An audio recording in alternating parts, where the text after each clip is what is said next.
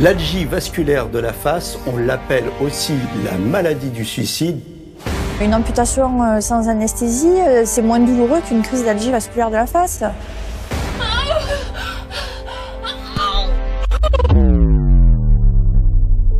L'algie vasculaire de la face, c'est une maladie qui se caractérise par des crises répétées, de douleurs extrêmement intenses centrées sur l'œil. Le patient a l'impression qu'on lui arrache l'œil. Ça peut durer 1 heure, 2 heures, 3 heures. Ça s'arrête, mais le problème, c'est que ça revient. Dans l'algie vasculaire de la face, tout récemment, on a trouvé 8 gènes de prédisposition, dont 3 sont communs à la migraine. Par rapport à la migraine, l'algie vasculaire de la face, ce sont des crises horribles, quasi suicidaire, en anglais on dit suicidal headache, d'accord, un type d'arrachement de l'œil ou de pieu dans l'œil. En général, c'est la douleur prédomine dans l'œil. Ce que vous avez décrit, c'est en médecine, c'est considéré comme des maladies les plus atroces en termes de douleur. Algie vasculaire de la face, la plus grande des agonies. Dans ce corps, une prison rappelée, la maladie est mon ennemi.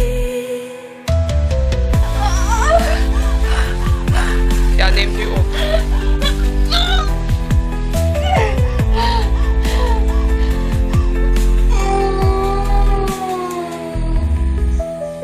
Quand on est dans la crise, on ne peut rien faire, rien. Comme toute maladie, on peut décrire la maladie, mais on ne sait pas de quoi ça vient.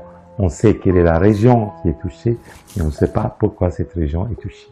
Mais par contre, il y a des cas d'algie vasculaire de la face qui vient suite à des traumatismes crâniens. Mais ça ne suffit pas à expliquer les crises. Il faut aller un petit peu plus loin et on a compris qu'il y aurait une autre glande dans le cerveau qu'on appelle l'hypothalamus. Eh bien, aurait une responsabilité dans ces crises douloureuses, même si pour l'heure, eh bien, on ne sait pas exactement encore comment ça marche. Algie vasculaire, tu es la bête cruelle. C'est le diable qui est à l'intérieur de vous, quoi. Dans le miroir, je vois ton sourire amer.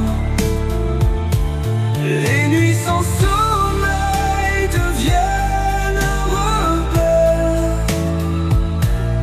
Ton étreinte infernale me laisse à terre.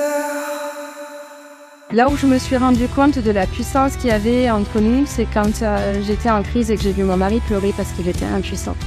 Et là, je me suis rendu compte à quel point il souffrait autant que nous. Algie vasculaire de la face, la bête. Mon cœur en flamme et ma vie en miettes. Dans la tempête, je cherche un abri. Mais le monstre rit, il rit de ma folie.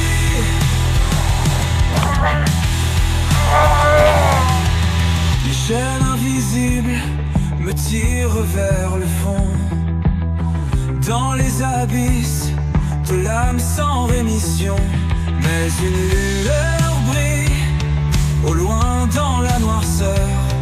Un espoir fragile, une étincelle de bonheur.